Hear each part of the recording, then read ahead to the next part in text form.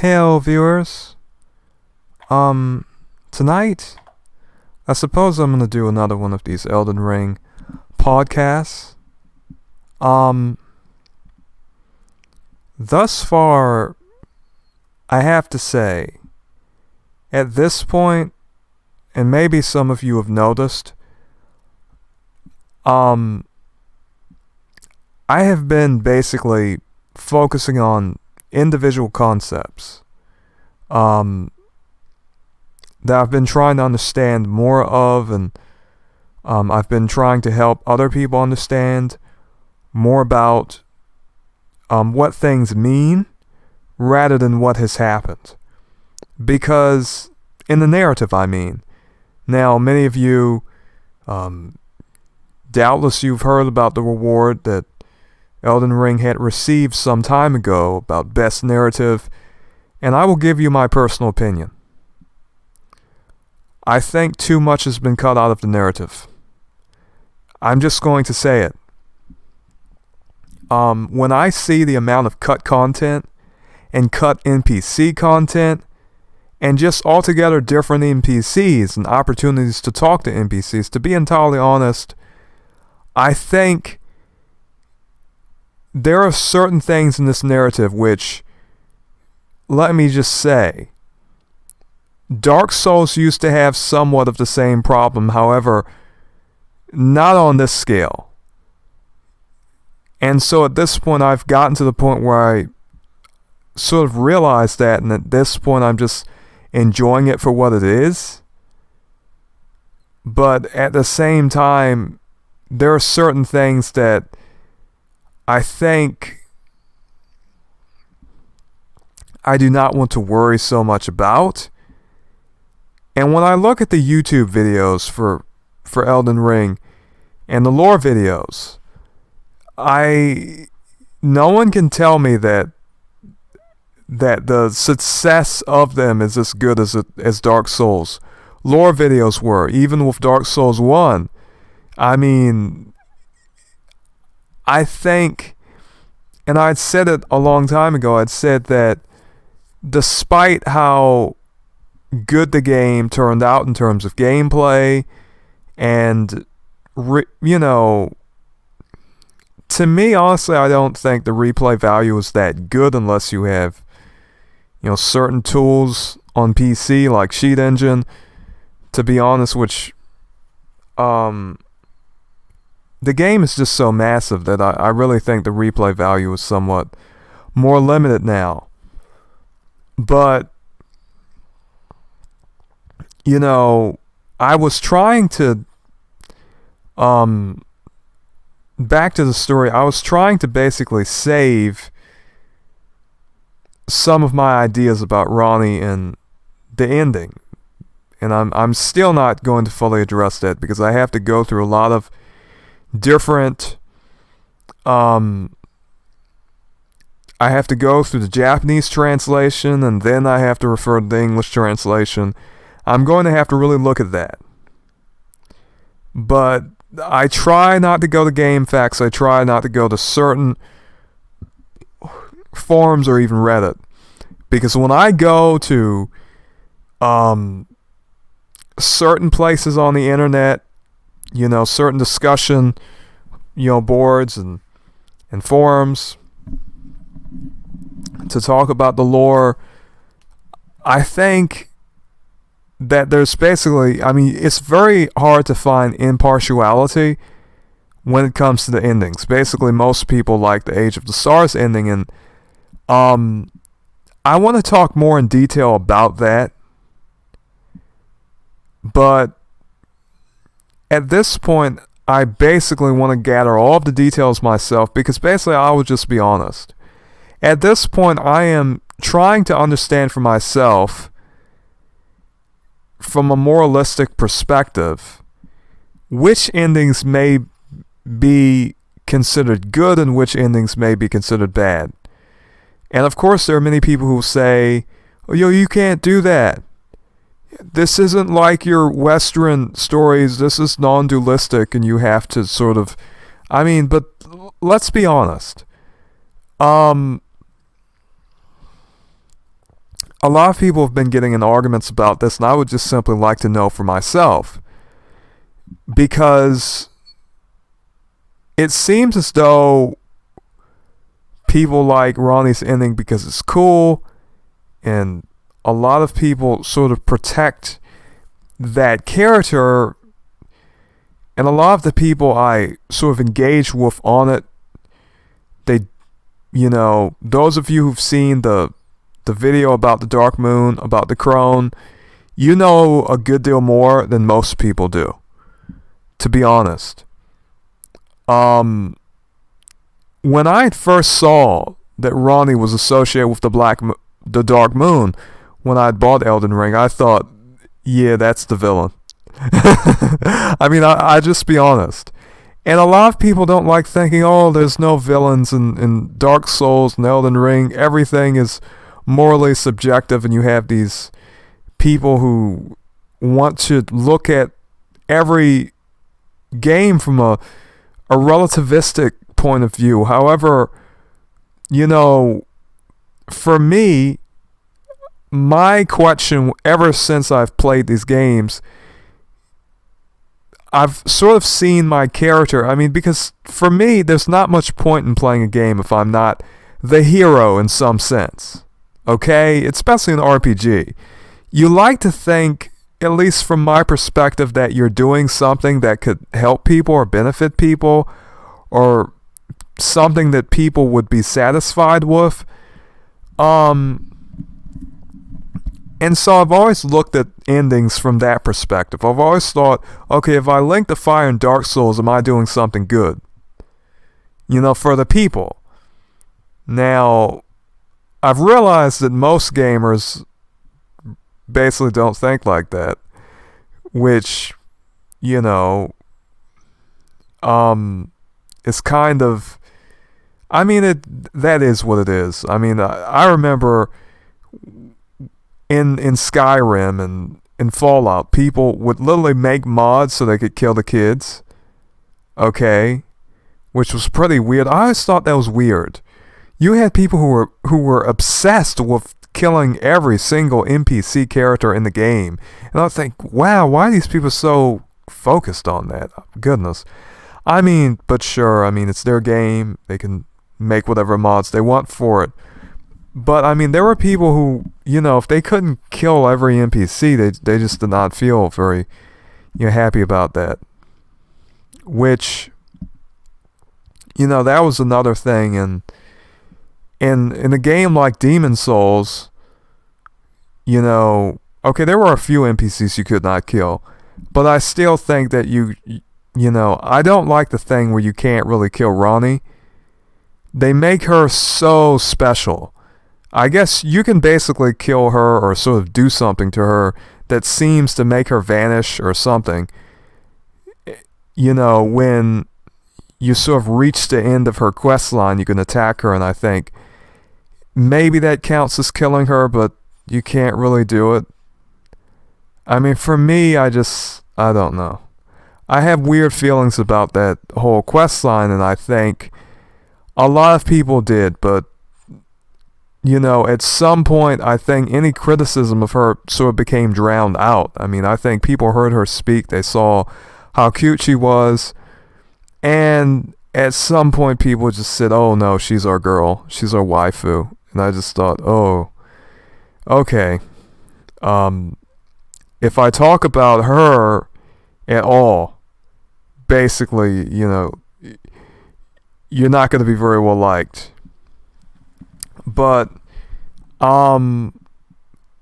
it's sort of gotten that way, in a sense. And I have to say, for a long time, that sort of was true for any criticism that anyone would give for the game. And now I think the fanaticism has sort of died down to a degree, so that people can actually have some more substantive discussions about some of the flaws in the game. And I will be honest, I think that some of the fanaticism over Ranni would not be so strong if there were more NPC characters. to be honest. And I remember, and I'm just going to be honest with everyone. Truth be told, I had an expectation that a lot of the NPC characters, that we wouldn't really have many NPC characters. I had a feeling that FromSoft would give us a lack of them. When we talk about the lore of Elden Ring, sure, we have the architecture, we have the underlying philosophical concepts, we have different, paintings and statues and many other such things, and that's all very interesting and very mysterious. However, one flaw that I see, and I cannot believe that this makes a good narrative, is the lack of NPC characters. To be honest. Because I think, I've been thinking about what to do next, and basically all I can think about is concepts. Now, I'm going to still be doing videos and forum topics about concepts, because basically that's most of what I can do, to be honest. Everyone has basically talked about the sort of what-ifs of the narrative. Everyone knows that, Melina could be the Gloom-Eyed Queen. Everyone's waiting for the DLC. Most of these subjects have been talked about ad nauseum. So, at this point, it is just as I've said. I basically, at this point, I'm trying to understand the meaning of things, because with the amount of confusion that we just have just based on what has happened in the narrative, I can't really see how this is the best narrative, how it received the best narrative award. I simply cannot, because I'm starting to see the gaps in the amount of cut content, the amount of quests, and they even had covenants that were more developed. They had something called, the Redeemers? There's a video on YouTube cut content now where they talk about the Redeemers. And basically, there are these people who basically get vengeance for people. And there was this whole storyline between, Radon, how he wanted to get vengeance against Melania. Okay? There was a whole cut storyline. There's cut characters. There's cut dialogue. That's why a lot of people sort of had a problem with me talking about how, I was talking about what Zuli the Witch was talking about in regard to the input reading. And basically I said, I had some opinions about that, because I said, obviously this is input reading.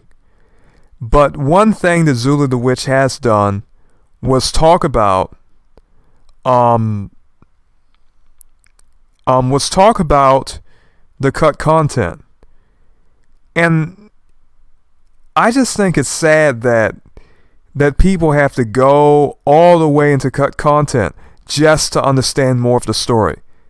And I know a lot of these people, they say, well, we can't take cut content that seriously, but the sad thing is, not only are they taking it seriously, we all are. We all are taking that cut content seriously, because the truth is that we do not have much to work with. And the stuff that we have to work with, a lot of people like myself, I can go into symbolism about all types of stuff. My videos are a bit different, because I can talk about eye symbolism, I can talk about numbers, I can talk about the meaning of causality and regression, I can talk about a lot of different philosophical concepts, because I have a lot of books, some which I get for free, some which I pay for. I spend a lot of my time reading different books about occultism and esotericism. Not that I actually practice it, but I just read a wide variety of books, to be honest. A Quaker person like me does not have very much use for those types of things, but even so, I like to know about a variety of subjects. And for me, if I'm going to talk about the topic, I like to have a wide sort of breadth of knowledge. I may have mispronounced that word, but I just say a wide variety of sources or whatnot. Okay? But anyhow, I think a lot of, of our understanding of the story could have been greatly improved if we had more NPCs. It would have been far better. I think the biggest thing I may do is look at the Ranni's plot with the Black Knives and see who was sort of... I mean, most people think Marika was involved. The problem is, and that seems like a very interesting idea. The problem is that, I think there's just about one quote from one item description regarding Malekith where, she says that she betrayed him, and you have a black knife in front of Marika's bedchamber. You have, what else do you have regarding that? You have, there's something else too, but do any of you remember the trailer with Ranni in it? And she said Godwin was killed, basically, and she said that Marika was driven to the brink. So basically, the way in which Ranni said that in the trailer, and that's another problem I have with these games now. Okay, the intro for Elden Ring, and I just say it's just this game. Okay, the intro for Dark Souls 1 was good. The intro for Dark Souls 2 was good. The intro for Dark Souls 3 and Demon Souls were so good. And the intro for Bloodborne, okay, was pretty interesting and very awesome, so to speak. But I would have to say Elden Ring's intro with the little draw, the painting, there's no real sort of animation for the most part, and it's just you're looking at these images. I thought that was very lazy. I still think Dark Souls 1 had a better intro than any Dark Souls sort of FromSoft RPG ever released. To be honest, even Evergrace, I think, had a better intro than Elden Ring. And Evergrace is most of you probably do not know what I'm talking about. Evergrace is an old FromSoft game. But they had an intro too, basically, before you got to the title screen, or rather, when you were on the title screen, they sort of presented you a little intro. Elden Ring, you just have the title screen, you have some pictures, you say, oh, Tarnished, oh, Gideon, the all-knowing, and so forth and so on. However, when I think of the past Souls games, the intro was one of the biggest things to look out for. Okay, it would have even been cool if they had simply decided to take the trailer and just put the trailers in the game, because the trailers looked really good, but that was not in the game. And the trailers had basically lore-specific information, unless they say, oh, you can't really understand the lore by the intro. Why did they give us an intro with Ranni saying that Marika was driven to the brink? Basically, Marika is so broken up about Godwin dying that she's been driven to the brink. What are we supposed to make of that? Okay, and there are people who say, oh, well, Marika was involved with the plot of the Black Knives, and I simply do not think that makes any sense. People may disagree. I know that the Black Knives apparently were all sort of associated with Marika, and they all come from the Eternal City, basically. But at the same time, you have something in a demo trailer that basically goes against that idea. Now, in regard to Ranni, we know Ranni was involved in the plot of the Black Knives. And we sort of know that, who else was involved? Rykard. Rykard was going to basically, Ranni gave him, a piece of the rune of death, a sort of shard so that he could use it against Malekith. But there's just, how should I say, it could be either way. And it's very confusing, to be honest. And I think if that intro was part of the game, all of us would have sort of a different mindset where we would probably think, okay, things have a different meaning than we might think, but I just see contradictory information. So in regard to really understanding what happened, I can't really say. Now,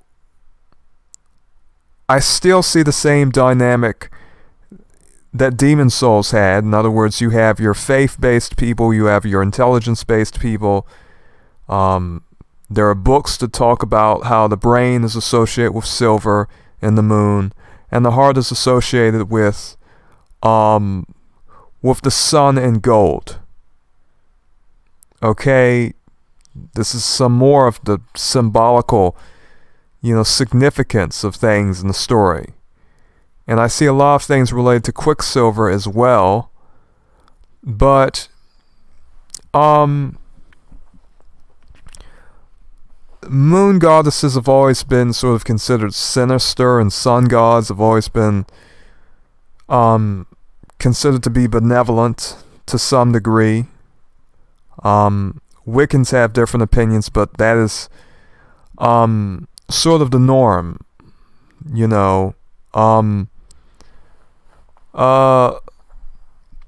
but I think about, at this point, if there is a villain, who could it be? Who is the principal villain in the game? And there are people say, oh, you don't need to think about Miyazaki's games in that way, because there really are no villains. And I'm just thinking, I always know that there is no possible... you can understand the story without heroes and villains. It's just that, okay, if there's no heroes and villains, why are we even sort of on this quest? And I have to say, the sad thing is Elden Ring does not have so much of a role-play component. I feel as though in Dark Souls 1, 2, and 3, well, not so much 2, because I think 2,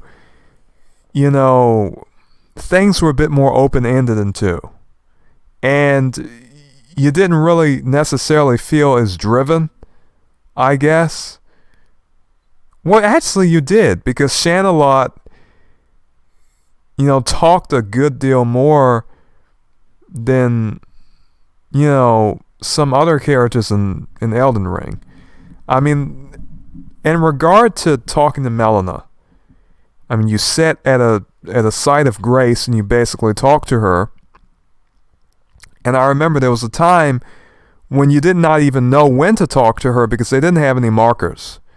And I remember for NPCs, you had to find them sort of, you basically had no directions at all. And you basically had to, it's such a big game. You can miss people. And I remember when I had first started playing this game, my first playthrough, I thought, where did people find all of these other people? Because I couldn't find them. And then they started to release patches because the game was so frustrating and people couldn't find where NPCs were. And yet the game still received a 10 out of 10. And I thought, what? A 10 out of 10 for this? Best narrative for this? I couldn't understand that. I still can't understand that to this day. But I do not really trust reviewers. And I really have a good deal less trust for the media industry. I always have been somewhat skeptical of especially games media industry. Because it seems as though certain games will receive massive praise. And other games will just, they will just fall off. And no one will even really give them much attention, or all of the attention they receive is negative. But my goodness, I remember, apparently Dragon's Dogma 2 is coming out. But I remember the first Dragon's Dogma, for a long time people were not even talking about Dragon's Dogma. I was one of the people who played Dragon's Dogma early, and a lot of people really, for some reason, they did not like that game. They thought it was too confusing. They thought it was too complex. They said the pawns talked too much. They had a pawn system where basically you have these little NPC characters go around and help you, but they talked a lot, and a lot of people would complain about that. And it was a big thing, and people would not, and that was one of the big things people held against that game for a long time. Now, in the Elden Ring, some of the things which I would think would cause just some real big criticism have not really been reflected in the game's media reviews.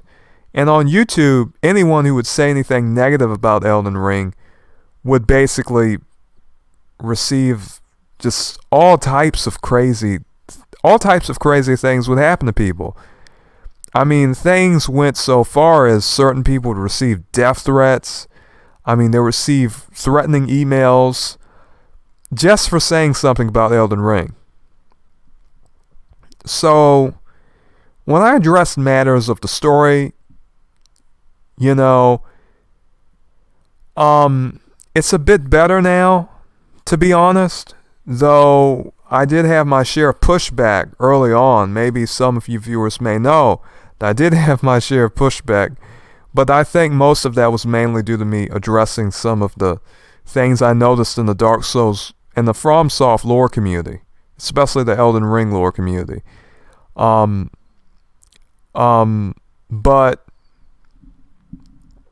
I have to say what I think is basically this.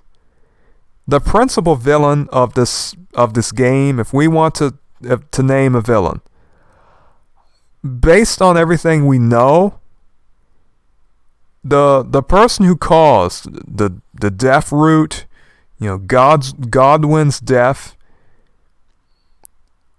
the Black Knives sort of getting the rune of destined death, or at least a piece of it. Basically, whoever is responsible for that is the principal villain. And I think, in my opinion, it is pretty obvious that it is Ranni. Some people say, oh, Marika was involved in this too. That makes no sense to me at all.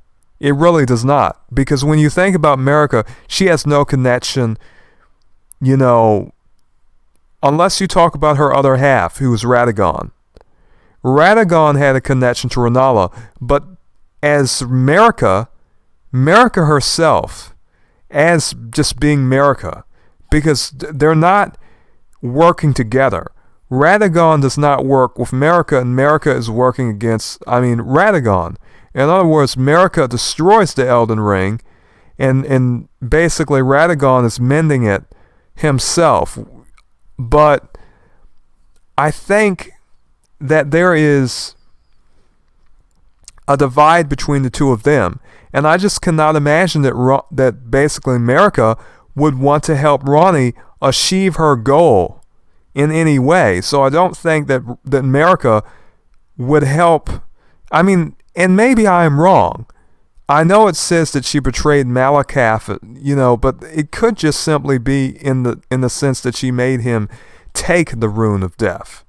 But that could be a stretch. However, at this point, I am presented with two contradictory pieces of information. And the two contradictory pieces of information have to do with the fact that it seems as though Marika, is apparently involved in the assassination of Godwyn. However, here's the problem with that. Now, Ranni is saying that Marika has been driven to the brink due to the death of Godwyn in the story trailer, where Ranni herself is speaking. The problem I see is this.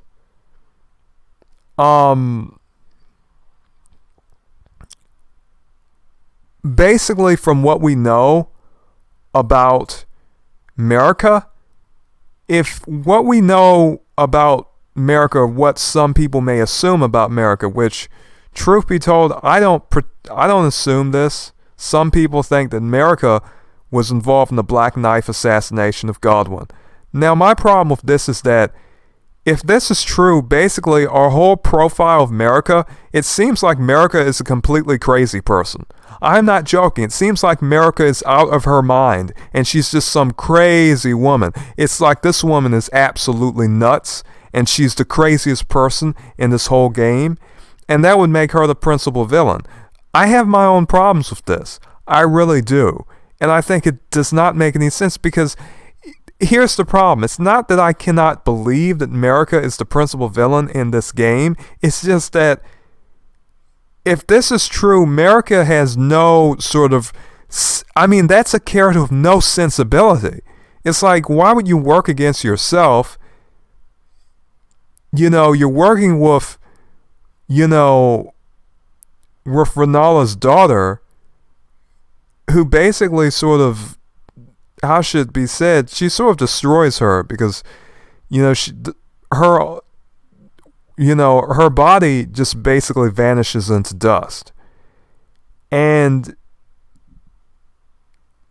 I mean, some people have said that Marika comes from the Eternal City because apparently the Black Knives come from the Eternal City, and that basically, you know, they're all Newman, and so if they're all Newman, I guess there could be a possibility that in some sense, maybe Marika, just like the other people down there in Nokron and Not Stella, wants the Age of Stars. But here's the problem. We don't see any real association between Ranni and Marika. So it's almost as though, okay, we have to sort of stretch our minds to make this narrative make sense. We have to make it make sense in our own minds. And this is why I really think that this game, lacking all of the NPCs and dialogue that it does, to me, it's a narrative that, you know, that, to be honest, I really think there's a great deal missing from that narrative. And I already know the DLC is not going to answer all of the questions. It just will not. Okay, the whole stuff about Ranni, and I just give my own opinion. I think Ranni is the principal villain. I think she is basically the chief cause and the most involved in whatever plot that is. I don't think, in my personal opinion, based on what I saw Ranni say in that trailer, where Ranni is saying that Marika has been driven to the brink, and maybe FromSoft is just that lazy where they gave us a trailer that literally contradicts what apparently we're supposed to figure out based on a Black Knife assassin being in front of Marika's bedchamber, as well as an item descriptions of Malakaf's one of Malakaf's items that says that he was betrayed by Marika. And so I cannot reconcile the two. Okay, one could say, oh, Ranni's just lying. She's saying that Marika was driven to the brink, but she's just doing it just to... I can't reconcile that. I really cannot reconcile that. So based on what I know, I think that basically Ranni herself is the principal villain. Because to be honest, I cannot find any sort of solid evidence that Marika is responsible for the death of Godwin. Now maybe someone else knows something I don't know, and maybe, but at the same time, if any one of my viewers knows how to prove concisely, or at least sort of positively, that Marika was involved in the assassination of Godwin, please share your information. However, I also ask that you tell me what you think about that intro with Ranni, in which Ranni is saying that Marika has been driven to the brink due to the death of her son Godwin. Now, it could be Marika is just, like I said, it could be that she is just some crazy woman. Okay? It could just be that Marika is some crazy woman, and we're just supposed to assume Marika is as crazy as basically Cocoa Puffs, and she's really crazy enough to have her son killed by Black Knife assassins. And at the same time, sort of become, be driven to the brink by the fact that her son has been killed due to her own actions. That would be crazy. And then there's other information about Godwin, such as someone saying that Godwin was supposed to die.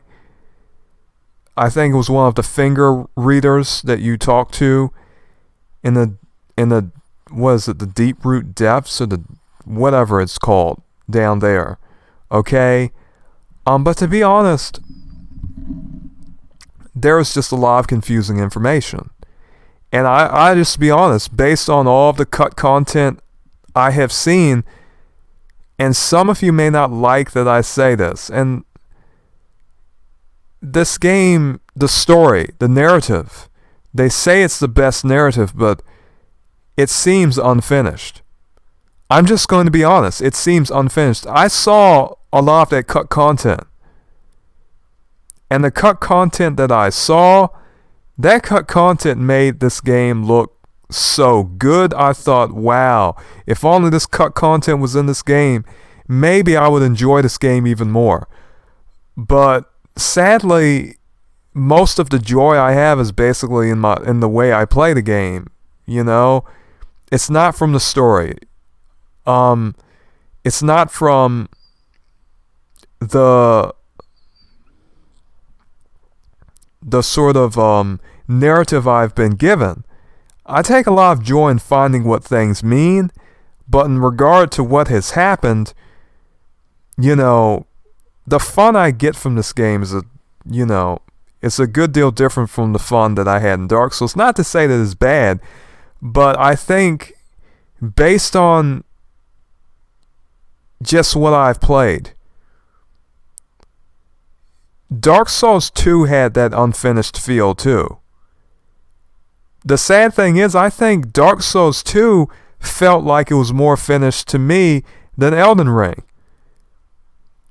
I'm not joking, I'm not lying, and I think most of that has to do with just Majula itself. Round Table Hold seems very lackluster, it seems very scanty, and I would say that it's a downgrade from the Nexus, from Firelink's Shrine, though I would say Dark Souls 1 Firelink's Shrine was the best, but I mean, based on what we saw in past games, I like the game. The narrative, I'm not saying that the narrative is something that I do not enjoy. It's just that I have to say, when I really think about it, I'm going to do more work in regard to the Ranni's ending and some things regarding her story, and I'm going to do more about other NPCs too. Though truth be told, I think Ranni is probably the most, well, not necessarily the most interesting, because I have other things to talk about. Okay? But to be honest, I that just sort of, some of the things I've come across, I just thought, this game could have been a bit more substantial in terms of narrative, but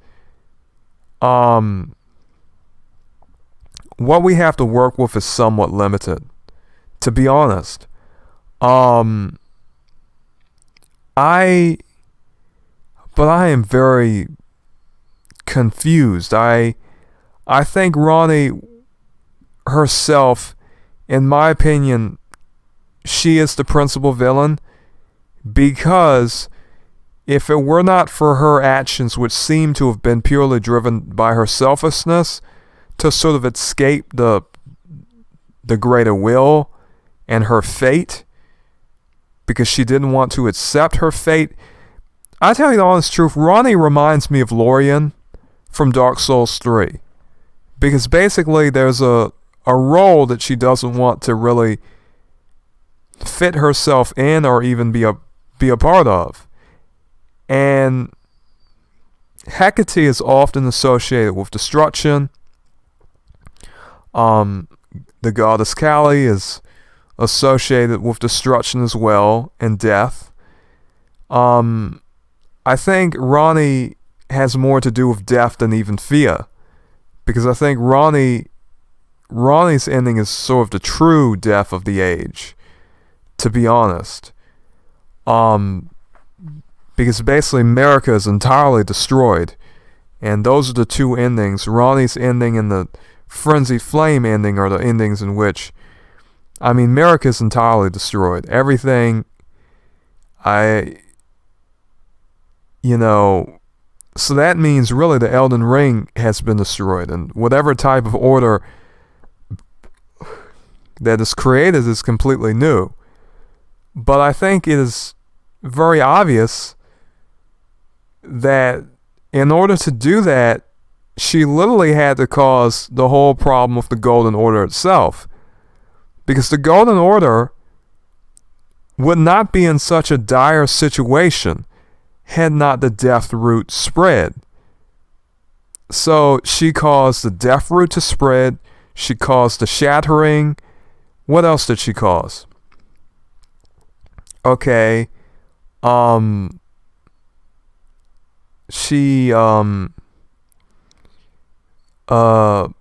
think the Death Root is the biggest problem in the lands between, because basically, what is happening is the tree, the Erd Tree, and there were people who said the Erd Tree had already been burnt down and that what we see is some type of an illusion. There were other people who considered the Erd Tree to really be a physical existence, and at this point I think really the Erd Tree is a physical existence, in that it's not really just an illusion. To be honest, I have my reservations about the Erd Tree just being an illusion, to be honest. Because in the endings, even if you get the Shattered ending, the glow around the Erd Tree sort of dims, and the Erd Tree is still there, so I think the Erd Tree is still physical. Okay? I think in order for the Erd Tree to be some type of spiritual existence, I think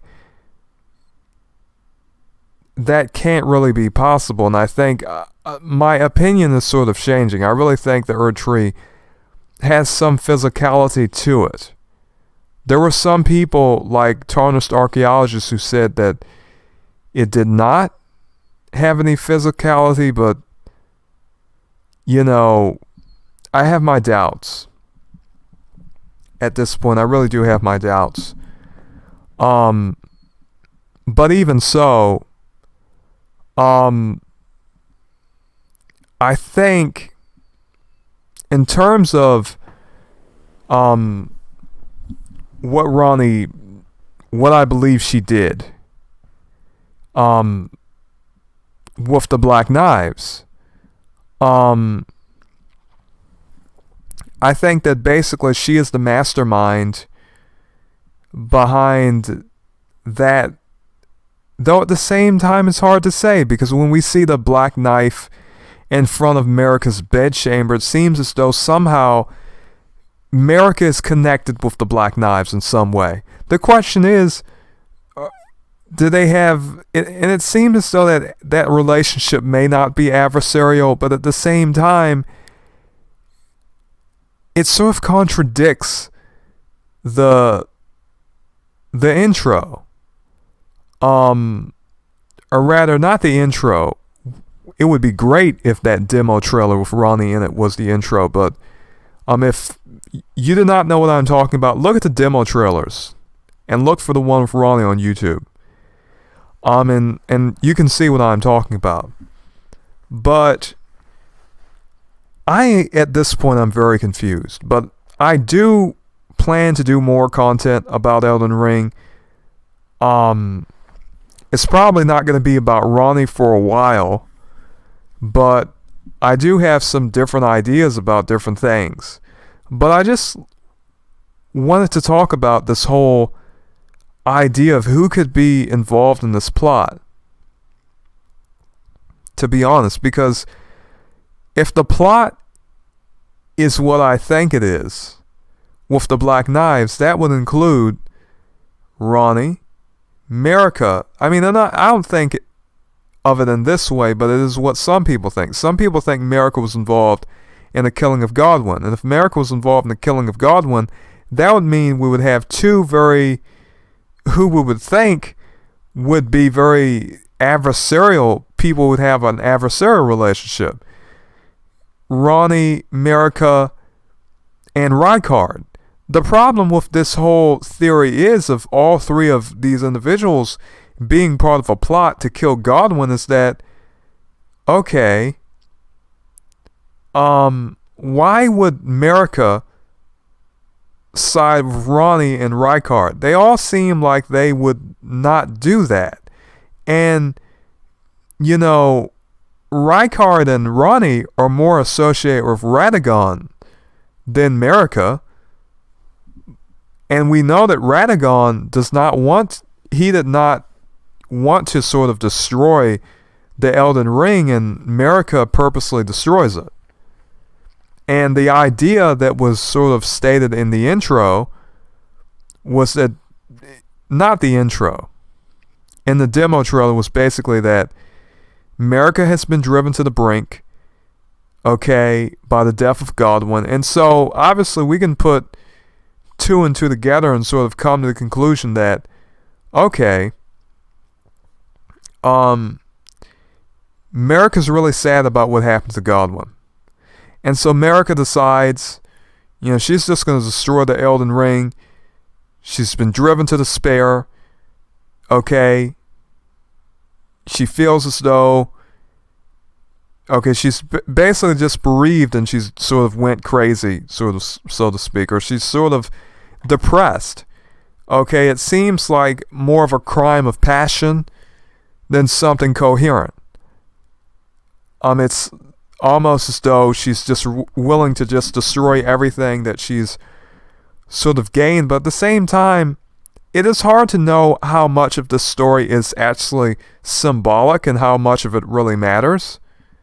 It is just as I've said, this could all just be some type of alchemical riddle that none of us are intelligent enough to really understand. But at the same time, I can't really reconcile that alliance, because the alliance that, and a lot of people are not talking about it. I hear a lot of people talk about, oh, yeah, Marika betrayed everyone and she basically, purposely just, killed Godwin. And I'm thinking, okay, so the idea is that Marika somehow has control of the Black Knives. The problem is, the Black Knives are sort of acting even in Ranni's quest line. Okay, the Black Knives are basically acting of their own accord. They're still active. They're in all types of places. And I can't really say that I believe that Marika somehow, I don't know. It's just very confusing. This was just something that was on my mind. I thought, yeah, I'm trying to understand this, but I'm going to have to read through some more item descriptions. I'm going to have to think about this some more, but it's just, this is one of the reasons why I often do not think about the narrative sort of in a general sense, in the sense in which I'm trying to sort of understand the lore. Oh, what happened? Because in Elden Ring, I just say it. I have a better, time knowing the symbolic meaning of things and actually knowing what happened, because the story is, honestly, at this point, I think the whole story is symbolic of something. And I'm just trying to figure out what it is symbolic of. To be honest. I think a lot of it has to do with some concepts I haven't really presented yet. I have pages and pages of information that I just have not really arranged. But if I think about what the story means, about I can sort of come to a conclusion. To be honest. I think it has to do with astrological ages, but when I think about specific things about, who did what, okay? And I think, to be honest, whether or not Marika was involved, and I really do not think that Marika was involved for a few reasons. I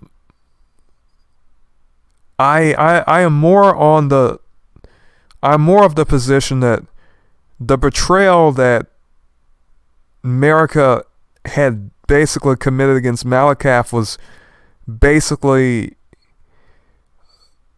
entrusting him with having him eat death root and even take the rune of death into himself. I think that's a type of betrayal because it sort of made him dependent on it. Or rather, it's sort of given him this impossible onus that he cannot really actually fulfill. I mean, it's almost as though instead of getting him to do his rightful duty as her shadow, what he is now is just a receptacle for death. That's all he is. So, I mean, to me, that's a sort of betrayal, but at the same time, I just see the evidence lacking. Okay, and I think, especially in this case, but I think that's probably the biggest question I have. But to be honest, I think that the main person who plotted the death of Godwin is Ranni. She has the biggest motivation for it, for being the chief conspirator, to be entirely honest. So, I think that really is the case, and due to that fact, most of the problems in the lands between have to do with the death of Godwin, have to do with death roots spreading throughout the land. I think, if Godwin had not been killed by the Black Knives, if that event did not occur, I think that the Elden Ring, basically from what we know, the Elden Ring would still be in existence. Basically, it would not be shattered. It would be basically intact. And there wouldn't be sort of undeath. Okay? But I mean, this is basically what I perceive. And I think that I sort of more of that mind than I have really ever been. But I remember Gideon, he's saying that, Marika wants us to suffer, and I wonder, is this because she's in pain? She's depressed about her son dying? Marika seems really emotional to me, and as a character, she doesn't seem to be the type of character who is involved in any type of really intricate plot.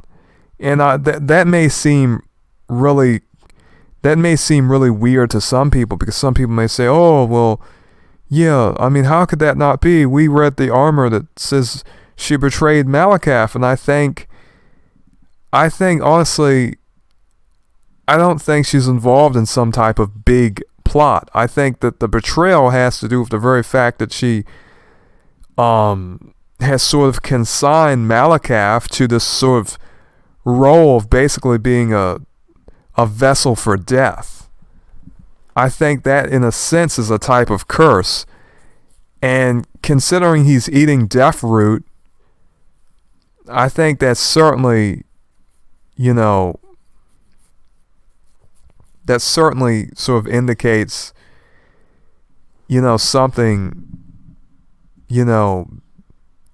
pretty terrible, not to mention the fact that it seems as though Malakath was basically consigned over there to Caelid, okay? But I don't know. I mean, to be honest, this whole storyline, I have said it before. I knew this game was not going to have very many NPCs, but it would be so much more wonderful if this game did have more NPCs. Now, maybe they'll try to do something more in the DLC. But at this point, to be entirely honest, I remember, what was it? They added that. I mean, I remember they added a few NPCs during the patch, or at least they had changed dialogue or something with that guy, Diallo or whatever, and he was around the jars. And for some reason, they had changed that quest or had added something more. And I just think, when I see things like that, and just like with the notifications, the messages on the ground about where NPCs are, that gives me a notion that this game was not finished, and that this game had, and to be entirely honest, I think Miyazaki was even somewhat surprised at how great a success it was, because I think they had some glaring issues. Even I think they thought that they had basically not done well in some areas, and the very fact that they had added patches that were sort of adding things in sort of proved it. But that's how I see things, and I think if you have not seen the cut content, I do recommend that you take a look at it. And if you're like me, you're probably thinking, wow, why did they cut so much from the game? I remember in regard to Demon Souls, that was a pretty sad thing to see all of the cut content that they had cut for Demon Souls. But, to tell you the truth, weirdly enough, Demon Souls even seems somewhat more complete to me, even with their 4 areas, because I can understand it more. Not to say that the narrative is bad, because as long as I can know what the narrative means, I don't have so much of a problem. I think there's enough there for us to come to a pretty good understanding of what has happened. Whether we have some speculation or some assumptions or some questions, I think we can still come to we can come to some type of understanding, but I think honestly, and of course I already know Armored Core is going to have a lot of NPCs, but to be entirely honest, I'm not so very excited about Armored Core. I mean, Armored Core I have played so many Armored Core games, and those games are so janky, to be entirely honest. And every FromSoft game has a certain degree of jank, and I just don't know if I can go through it anymore. I really don't. I mean, basically, I've stuck to these Souls games, basically, because I just got used to them. I used to play Armored Core when Armored Core was not even cool. But, oh my goodness, I played so much Armored Core that, to be entirely honest, I don't even think I can deal with Armored Core 6. I really don't. I mean, they had released like 10, if not 20 Armored Core games, and none of those Armored Core games really became popular. And at this point, I don't know. Who knows how that will be. I think some of the relevant subjects I'm going to be doing they're just going to be on symbolism, to be honest. I mean, when I think about some of the how should I say, the more speculative things regarding Elden Ring's story, oh my goodness, it can give me a headache. Because I I don't know. Personally, I'm just gonna stick with the intro, with the demo trailers that said that Marika was driven to the brink by the death of her son Godwin. Okay. Now I could be wrong, but at this point, I have no reason to believe that Marika was siding with Praetor Rykard and Ranni. Okay, that just does not make any sense to me. That just does not make any sense to me at all. Okay, because Rykard and Ranni were the two main demigods that were sort of involved in the plot to burn the Erd Tree down in the first place. So, I mean, I don't know what to say. I really don't. That's crazy. I really have to say.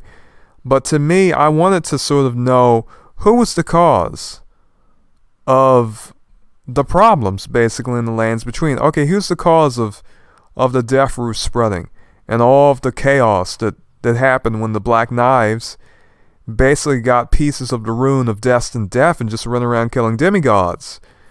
As far as I'm concerned, Ranni primarily is responsible for it. Okay? That's how I see it. And my opinion has not really changed, even though I have the information about Marika and her association with the Black Knives. It still does not make sense to me, and I think the only way it can make sense is this. Basically, and I have thought about this before, that Marika could be in some way associated with the Three Fingers, and that Radagon could be associated with the Two Fingers. Now, the way it works is that 2 itself is the number of order, because 2 represents duality. It represents separation and distinguishment, and you cannot have order without separation. Okay? 2 is the number of order, and 3 is the number of chaos. Not necessarily a number of chaos. It really isn't. It's the number of life and prosperity and honey in East Asian numerology. But 2 basically is the number of order. But in Elden Ring, there's this idea of basically chaos being the source of all life. Not necessarily a cause in itself, but basically 3 is associated with chaos. And that has an interesting implication, because 3 in Japanese numerology has to do with life, has to do with prosperity. It is a lucky number. And I'm going to be talking more about numbers and really doing more topics about numbers on my forum. But if Marika is associated with chaos, regression, and regressing back to a state of chaos, and Radagon is associated with causality, then I suppose it makes sense if Marika is just some crazy woman who is just out of her mind, and she would do something as crazy as join Ranni and Rykard, even though it's completely against her interests, and she's going to go crazy when her son Godwin dies. But the idea that, okay, she's going to kill Godwin, she has some type of plan, she wants to shatter Elden Ring for basically no particular reason at all, okay, to me that seems a bit, oh goodness, I don't know. I've been trying to cognize this for, what has it been, for like an hour now? I don't know, to be entirely honest. I mean, I have heard some people really mention that idea of her really being sort of principally responsible, but I don't think that she, I have some serious doubts about that. I really do. I'm just going to say it. I really have some serious doubts about that. I'm not even going to lie. I mean, and that may seem to be somewhat amazing to some of you. You're probably thinking, how, well, of course Marika's evil, and, and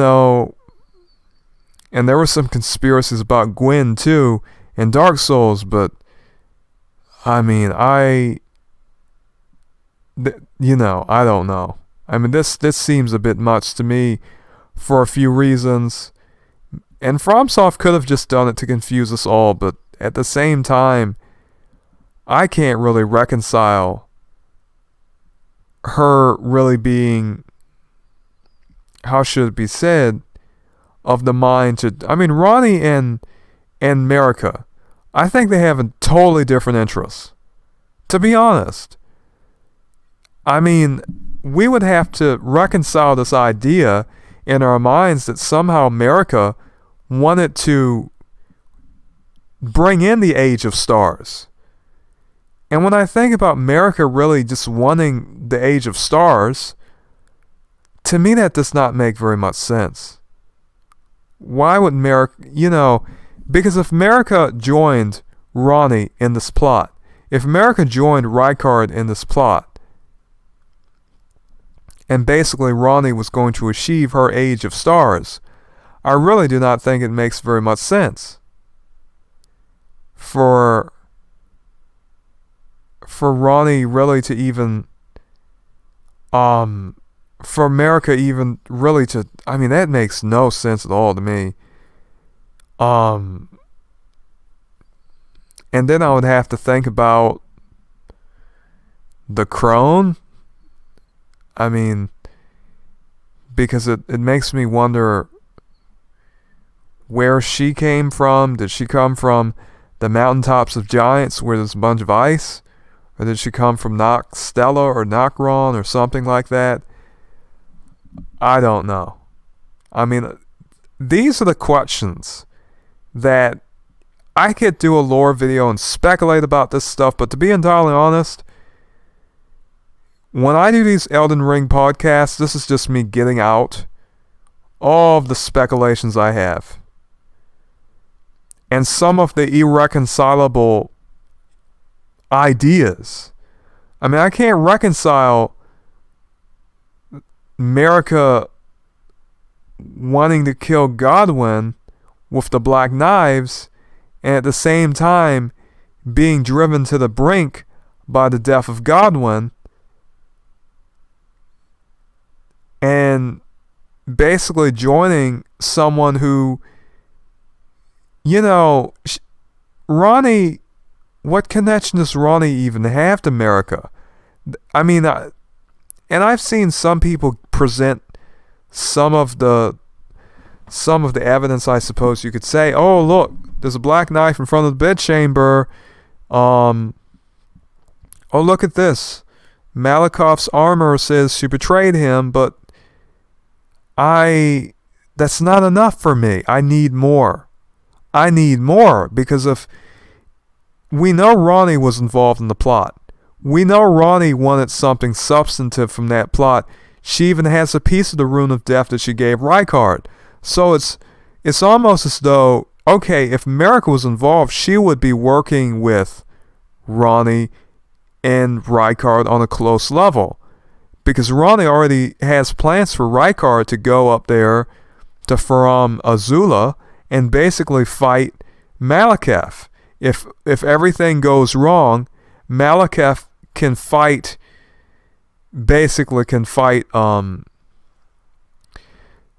Malakoff. I mean, that takes planning, and I think the only one who is planning that deeply is Ranni. And if it's the other way around, this idea would indicate that Marika is the mastermind. And Marika has no real history in this game of really being a type of mastermind. The only thing we know that she did was basically say to Radagon, hey, let's shatter together. And that seems to be more, from what I can see, it seems more like it's an endeavor of despair rather than some type of thought out idea that Marika has. That seems like Marika just basically wanting everyone else to suffer because her son died, and just basically giving into the despair, basically.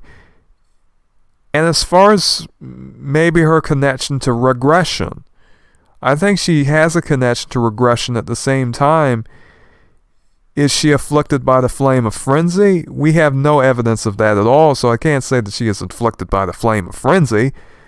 But at the same time, it's, either the things she does are completely crazy, or else there's logic behind what she does, and what she's doing is due to the fact that she's so depressed due to the death of her son, Godwin, that she just decides to destroy the Elden Ring. I have very strong reservations about that, because she would be crazy for a whole nother reason if she killed Godwin and decided to destroy the Elden Ring despite everything. Let me tell you, I can't, maybe there's something I'm missing in this whole idea of basically Marika helping Ranni, because, I don't know. I've just been going over this topic over and over again. But when you look at the Ramble podcasts like this, they're not going to be coherent. They're not going to be coherent at all. Okay? But I think I've struggled enough. For now. I basically said what I had to say. I will be releasing more structured Elden Ring content, mostly having to do with symbolism, which is what I like. That allows me to sort of cognize the ideas of this narrative and to really have a better understanding of them. But as far as what happens in the story, well, it's still anybody's guess, and I'm not even sure that the authors of it really thought it out that well themselves, to be honest. Oh my goodness. But yeah, this kind of made me tired. Anyhow, people, may you be blessed and farewell.